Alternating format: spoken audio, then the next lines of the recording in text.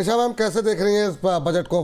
First comment जो है आपका बजट को लेकर के, बहुत सारे दर्शक भी जुड़ना चाह रहे हैं। अच्छा, दर्शकों को अगर म्यूचुअल फंड इंडस्ट्री को लेकर के, बजट को लेकर कोई सवाल है, पर्सनल फाइनेंस को लेकर के, तो आप बिल्कुल, हम कोशिश करेंगे कुछ एक टिप्पणियों को लेने की। लेकिन निशा मैम, फर्स्ट कमेंट बजट को लेकर के कुछ निराशा लगी क्या?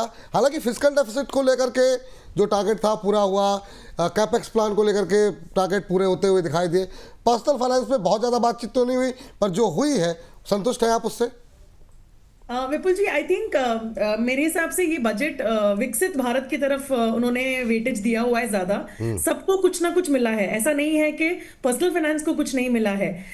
भले हम कल के दर्द से आज शुरू हुए थे सिल्वर की lower circuit, but I think senior citizen है या मान लीजिए कि जो स्मॉल टैक्स पेयर्स के लिए उन्होंने एक प्रोविजन दी है, छोटे से छोटे टैक्स पेयर को भी उन्होंने ध्यान में रखा है। तो मेरे हिसाब से एक विकसित भारत की तरफ है। एवरेज कह सकते हैं, बहुत ज़्यादा मुझे नहीं लगा कि मेरी एक्सपेक्टेशन कम थी, इसलिए शायद मुझे ज़्यादा बुरा नहीं लगा है। बट आई थिंक मार्केट्स को बहुत बुरा लगा है। एंड ओवरऑल अगर देखेंगे तो प्रोविजन दी गई है to many manufacturing, we are again going towards make in India. तो आई थिंक और टूरिज्म को भी बहुत बढ़ावा दिया जा रहा है। एंड मेंटल हेल्थ की इस बार बात की है, ये आई थिंक मेरे लिए सबसे एक हाईलाइटेड पॉइंट था अक्रॉस बजट। हेल्थ इंश्योरेंस में हम बात कर रहे थे इतने सालों से कि मेंटल हेल्थ को इंक्लूड करना चाहिए, but so I think speaking about health, mental health and उसकी कवरेज कैसे हो सकती है, कैसे एक आम आदमी उस फैसिलिटीज की अवेलेबिलिटी कर सकता है, आई थिंक मेरे हिसाब से एक ब्रिलियंट टेक अवे था। सबको सब कुछ मिला है तो फिर बाजार क्यों गिर रहा है? क्योंकि ज़्यादातर एक्सपर्ट कह रहे नहीं, काफ़ी कुछ अच्छा है, कुछ कोशिश की गई है, तो फिर लोग कह रहे हैं फिर बाजार गिरा क्यों आखिर में जब इतना कुछ अच्छा है? और कुछ लोग कह रहे हैं, मैम ये आपके लिए सवाल है, आप अगर उत्तर देना चाहें, असकी खान साहब का है। काफ़ी लोग ये कह रहे हैं कि भाई म्यूचुअल फंड अभी कंटिन्यू रखें, होल्ड करें या फिर निकल जाएं। ऐसे ही ईटीएफ्स को लेकर के लोगों के मन में सवाल हैं। तो दो तरीके के इसको एड्रेस किया जा सकता है। एक तो ये कि ईटीएफ एक तो ट्रेड कर रहे थे निश्चित रूप से, जिस तरीके से तेज़ी देखने को मिली है। एक वो है जो कि एसआईपी कर रहे थे। तो एसआईपी वालों को क्या कंटिन्यू रखना चाहिए अगले 5 साल, 7 साल, 10 साल के लिए सिल्वर और गोल्ड को लेकर के? और ट्रेडिंग वालों के लिए तो खैर अब विकल्प ही ज़्यादा नहीं बचे हैं, उनके लिए क्या कहना चाहेंगे? और इनका जो सवाल है, म्यूचुअल फंड रखें या अभी के लिए हल्के हो लें फिर? ओके, सो हम इसे 3 पार्ट में एड्रेस करेंगे। मार्केट क्यों गिर रहा है? आई थिंक ये सेंटिमेंट होता है जिस दिन बजट होता है, और अगर किसी मतलब एक पॉइंट पे अगर सेंटिमेंट नेगेटिव हो जाती है तो मार्केट गिरने लगता है। तो I think STT was one big trigger, क्योंकि सुबह जब बजट चल रहा था तो मार्केट एकदम फ्लैट हो चुका था। बट इवेंचुअली जब एसटीटी का न्यूज़ आया, दर्शकों को ये याद रखना है कि फ्यूचर्स एंड ऑप्शंस में एसटीटी को इंक्रीज किया गया है बाय सम माइनर परसेंटेज। तो वैसे भी सेबी बार बार रिपोर्ट जनरेट करके कह रही है कि एफएनओ मत कीजिए, 95% of the people are making losses. तो आई थिंक ये एसटीटी वाला जो है वो बिगर इंस्टीट्यूशंस जो ज्यादा ट्रेड करते हैं उन्हें फर्क पड़ेगा, नंबर 1। नंबर 2, आर्बिट्राज फंड्स और हाइब्रिड म्यूचुअल फंड्स में कहीं इनका इम्पैक्ट आ सकता है, क्योंकि पोजिशंस को हेज की जाती है। तो आई थिंक एसटीटी इंक्रीज की वजह से हमारा एक्सपेंस रेशियो वहां पर थोड़ा बढ़ सकता है। गोल्ड एंड सिल्वर की जो ग्लोबल पैरामीटर्स की अगर हम बात करें, उसकी वजह से मार्केट ये करेक्शन कंटिन्यू हुआ था कल रात से। तो आई थिंक एक न्यूज़ उसमें भी एसजीबी की भी थी कि अब तक ऐसा था कि अगर आपने सेकेंडरी मार्केट में सॉवरेन गोल्ड बॉन्ड जो खरीदे थे और वो आप उनको बेच रहे हो सेकेंडरी मार्केट में या होल्ड टू मैच्योरिटी कर रहे हैं, तो आई थिंक ये टैक्स पार्ट उसमें इंक्लूड किया गया है जो पहले नहीं था। ये एक लूप होल था काफी टाइम से, जो इस बार ये बजट में इसको एड्रेस कर दिया गया है। Third part of the question, हम क्या करें? देश का बजट आता रहेगा, जाता रहेगा, उसके लिए फाइनेंस मिनिस्टर है, बट आप अपने पर्सनल फाइनेंस को असेट एलोकेशन और अपने गोल बेस्ड इन्वेस्टिंग के लिए के फोकस से ही निवेश कीजिए। गोल्ड और सिल्वर में इन्वेस्टमेंट कंटिन्यू करना चाहिए। ओवरऑल पोर्टफोलियो का 10 to 15% एलोकेशन आप आज भी गोल्ड सिल्वर में रख सकते हैं। बाकी आपके जो गोल्स रहेंगे, रिटायरमेंट है, चाइल्ड एजुकेशन है, ये जो भी आपने गोल सेट किए हैं, आई थिंक उसको कंटिन्यू करते, अगर आप एसआईपीज कर रहे हो बढ़िया है। और ये मैं तो कहूंगी ये मार्केट की गिरावट एक सेल लगी है, तो आई थिंक ये बहुत बढ़िया समय है यूनिट्स अक्यूमुलेट करने का। तो आई थिंक विपुल जी, मेरे तरफ से ये 3 पार्ट में ये आंसर था आपके सवाल का। मैम लेकिन हाँ, एक छोटा सा सवाल मेरा है, फिर सर के पास भी जाएंगे, आप चले जाएगा। मेरा ये सवाल था कि क्या जो लोग अभी सुन रहे हैं या अभी तक शुरुआत नहीं हुई है, क्या ये गिरावट उनके लिए एक नई शुरुआत हो सकती है? मतलब बिल्कुल बिल्कुल। आई थिंक जब भी मार्केट करेक्शंस होता है, आई थिंक हम, दिव्या अग्री करेगी मेरे साथ, और आई थिंक हर्ष के साथ भी हमने इतनी बार शो किए, विपुल जी आपके साथ भी शो किए, जब भी मार्केट गिरती है लोग पैनिक होने लगते हैं। आई थिंक आपको फोकस करना है अपने गोल्स पे। अगर रिटायरमेंट के लिए निवेश कर रहे हैं, जो 20 ईयर्स अवे का गोल है, तो 20 साल का डर आज नहीं आना चाहिए आपको।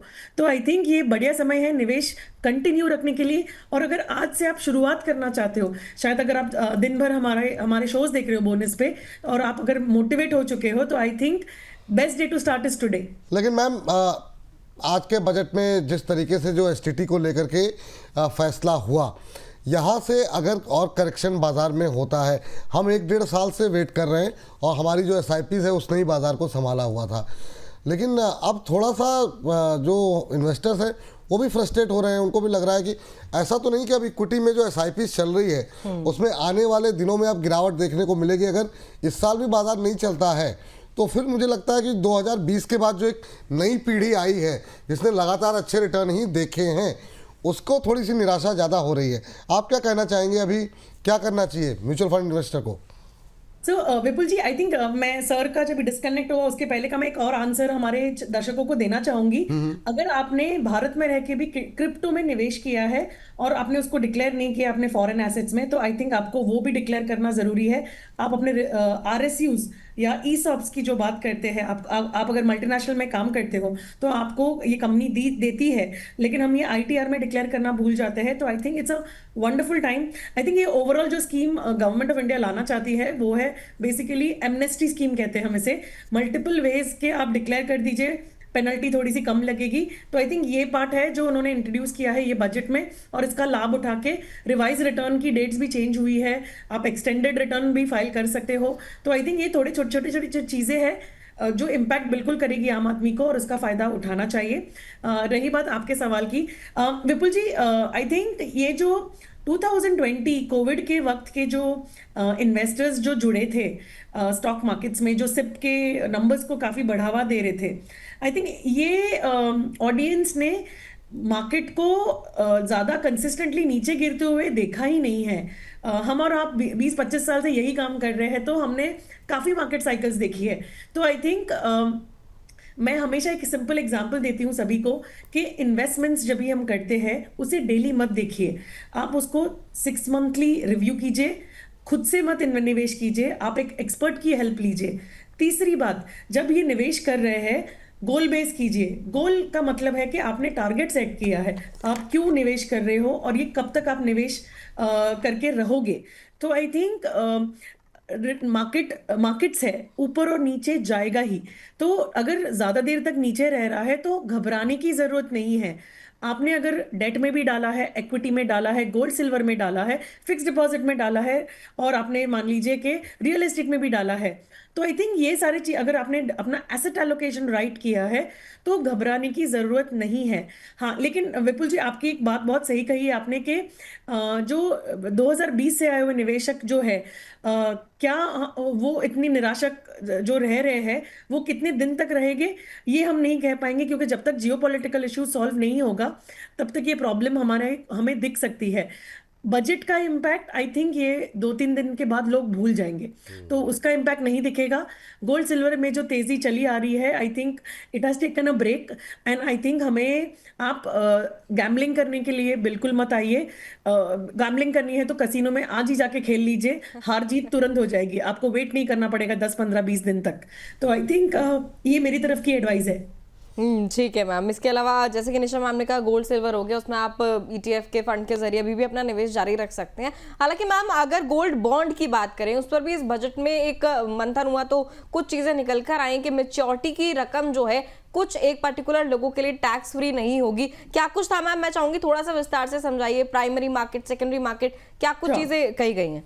लेकिन निशा मैम एक चीज मैं कहूँगा, अभी जो आपने कहा ना कि गैम्बलिंग के लिए अभी चले जाइए, मैं कह मतलब लोग ये कहेंगे कि भाई साहब मार्केट गिर गया, वहां से पैसे चले गए, सोने चांदी में वहां मतलब पैसे लुट गए, अब बचे कहाँ हैं, जुआ खेलने के लिए भी नहीं बचे अब तो वो मतलब लोगों के हाथ बिल्कुल खाली हो गए, लोग यही टिप्पणी कर रहे हैं। Yes ma'am, continue. I think Vipul ji, मैंने इसलिए कहा कि अगर आप गैम्बलिंग करना चाहते तो आज ही कर लीजिए, सो दैट एक बार सब कुछ एक लेवल पे आ जाएगा। आप एक फ्रेश स्टार्ट करके एक प्रॉपर इन्वेस्टर बन सकते हो, ना कि गैम्बलर, ना ही ट्रेडर।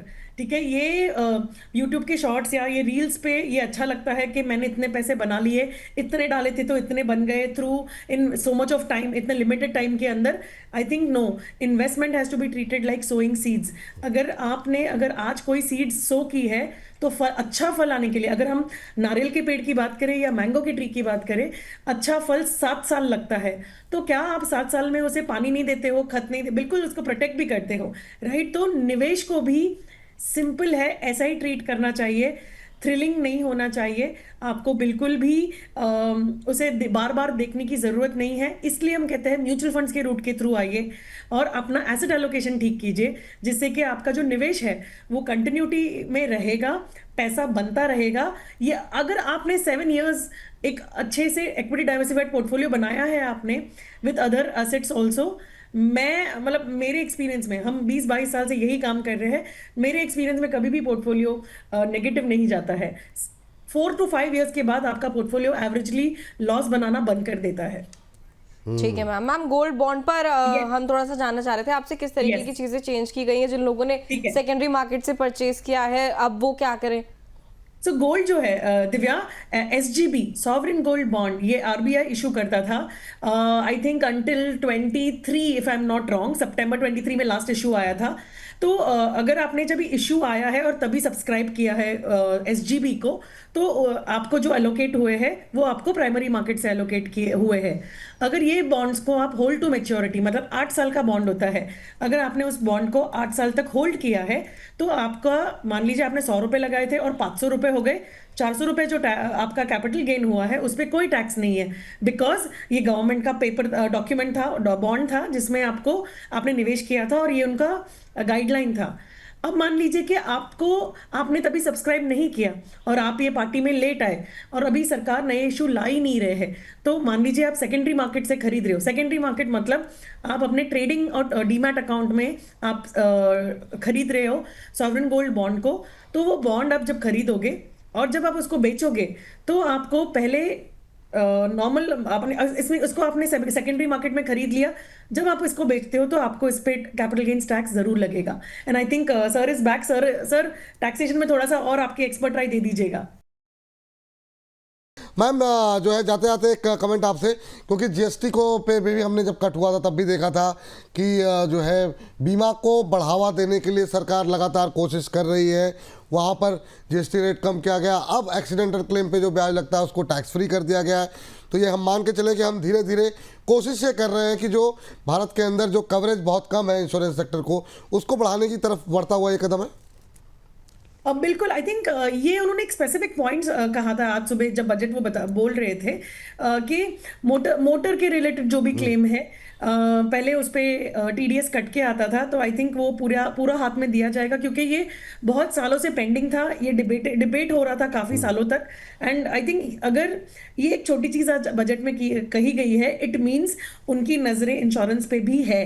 तो आई थिंक ये अगर हम देखेंगे छोटे छोटे स्टेप्स जो उन्होंने लिए हैं कि जो SME को बहुत बढ़ावा दिया है, राइट? अगर ये SME अगर ज़्यादा मेक इन इंडिया हो रहे, फैक्ट्री सेटअप करेंगे, तो इवेंचुअली ये इंश्योरेंसेज भी साथ में आएंगे और लोग इन पॉलिसीज में वर्कमैन कॉम्पेंसेशन है, प्रॉपर्टी इंश्योरेंस है, फैक्ट्री इंश्योरेंस है, तो ये सारी चीज़ें डेफिनेटली उसमें कवर होगी। GMC है, GTL है। तो आई थिंक कहीं ना कहीं हर एक नागरिक को कहीं ना कहीं इंश्योरेंस का भी फायदा गवर्नमेंट देने की कोशिश कर रही है। मे बी डायरेक्ट नहीं हमें इफेक्ट दिख रहा है, डायरेक्ट इफेक्ट था जो GST 2.0 के अंडर GST उन्होंने वेव कर दिया था। But I think this is a beautiful budget where they are trying to bring in inclusion from all the sides.